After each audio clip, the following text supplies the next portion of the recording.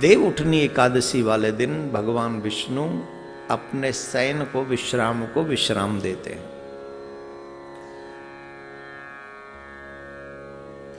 और उससे अगले दिन भगवान का विवाह होता है सालग्राम के स्वरूप में मां तुलसी के साथ। बड़े ध्यान से सुनेंगे। जिस स्थान पे आप विराजमान हैं उस स्थान का नाम क्या है? वृंदावन। क्या नाम है? वृंदावन का अर्थ क्या है? वृंदावन का अर्थ ये वृंदाया तुलस्या वनम वृंदावनम। जो तुलसी का वन है उसी का नाम वृंदावन है। यहां क्या है? बोलिए तुलसी का वन है। आजकल तो वन कहीं छोड़े नहीं है हम लोगों ने, लेकिन जो तुलसी का वन है वही वृंदावन है। तो जिस स्थान पर आप बैठे हो ये तो मां तुलसी का निज गृह है, अपना घर है। जिस घर में एक तुलसी का भी बेरवा हो उस घर में नारायण भगवान कृपा करते हैं। तुलसी महारानी की कृपा से लक्ष्मी महारानी कृपा करती है, सुख शांति। जिस घर में एक बिरवा हो और जिस जगह पर तुलसी जी का घर ही हो, हमारे घर में तुलसी हो तो उसका ये फल है। जब तुलसी के घर में हम आकर बैठ जाएं तो उसका क्या असर होगा, उसका क्या लाभ होगा। हम वृंदावन में बैठे हुए हैं और वृंदावन का अर्थ ही है तुलसी का वन। जो तुलसी का वन है वही वृंदावन है। तो ये वृंदावन जिस कार्तिक मास में आप कार्तिक मास में कुछ कार्य करने चाहिए। सबसे पहला कार्य सुबह अतिशीघ्र उठना चाहिए, सूर्योदय से पहले स्नान करना चाहिए। कार्तिक मास के इन कर्मों को करने वाला व्यक्ति कभी दरिद्री नहीं होता, ध्यान रखो। एक तरीके से समझो कार्तिक मास में भक्ति पर डिस्काउंट है।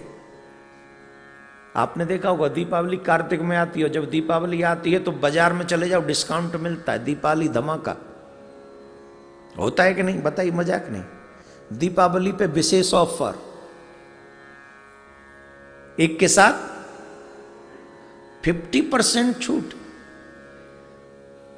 तो ये इन्होंने नहीं शुरू किया, ये तो हमारे भगवान ने शुरू किया भक्ति में। 11 महीने में की हुआ जो भी आपका सत्कर्म है उसका फल असर अलग होता है। और जो कार्तिक मास में फल है वो बहुत विशेष होता है, क्योंकि इस समय भगवान अपने शयन कक्ष को त्याग रहे होते हैं। ये पूरा महीना कार्तिक मास का बड़ा पुनीत और बड़ा पवित्र है, पावन है। इस कार्तिक मास में विशेष कार्य प्रत्येक व्यक्ति को जो सनातनी करना ही चाहिए। पहला, सूर्योदय से पहले उसका स्नान हो जाना चाहिए। सूर्योदय से पहले स्नान हो सके तो आध्यात्मिक नदियों में स्नान हो, गंगा में, यमुना में, संगम में, नर्मदा जी में, कहीं भी जो आपके पास में आध्यात्मिक नदियां हो। अगर ऐसा ना भी संभव हो तो अपने ही घर में जो गंगा जल इत्यादि हो उसे स्नान से पहले अपने उस जल में डाल ले जिससे आप स्नान कर रहे हैं, और मन से भाव रखे कि मैं गंगा में ही स्नान कर रहा हूं, तो वो भी फल। ये कहते हैं मानस पुण्य हो ही नहीं पापा। ये मानसिक पुण्य जब आप ऐसा करेंगे तो आपको गंगा में स्नान करने का ही फल मिलेगा। अब घर बजा लेना जाके ताली, रुको अभी, पहले सुनो। तो गंगा जल डालकर स्नान करना चाहिए। हो सके तो कार्तिक मास में तीर्थ यात्रा जरूर करनी चाहिए। आप भाग्यशाली हैं, आप वृंदावन ब्रज में पधारे हैं, ठाकुर जी के धाम में पधारे हैं। कई लोग मना कर रहे थे कि नहीं हम कैसे आएंगे, 8 दिन तो बड़ा मुश्किल हो जाएगा। 8 दिन की चिंता है, 84 लाख योनियों की चिंता नहीं है। 8 दिन कैसे होगा ये चिंता करते हो, और 84 लाख योनियों में क्या होगा उसकी कोई परवाह नहीं है।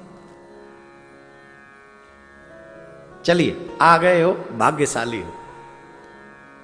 तीर्थ यात्रा जरूर करनी चाहिए कार्तिक मास में। प्लस दीप दान करना चाहिए। दीप दान का बड़ा महात्म है।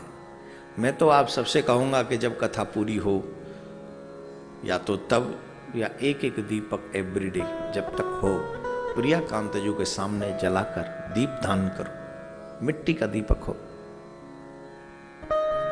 दीप दान करना चाहिए। दीप दान का बड़ा महात्म है कार्तिक मास में। और जो सबसे बड़ा महात्म है वो है हरिनाम स्मरण करने का। गुरु के द्वारा दिए हुए मंत्र का जो व्यक्ति जितना जाप करता है, जैसे एक माला का जाप आप करते हो तो और महीनों में एक माला का ही फल मिलता है, लेकिन यहाँ एक माला भजन करने का मतलब है आपको 100 मालाओं का लाभ मिलेगा। इतना बड़ा फल है कार्तिक मास में। तो ज्यादा से ज्यादा हमें अपने गुरु के दिए हुए मंत्र का जाप करना चाहिए। दान पुण्य करते रहना चाहिए सब कहते हैं, पर मंत्र जाप करना चाहिए, ये मैं कह रहा हूं।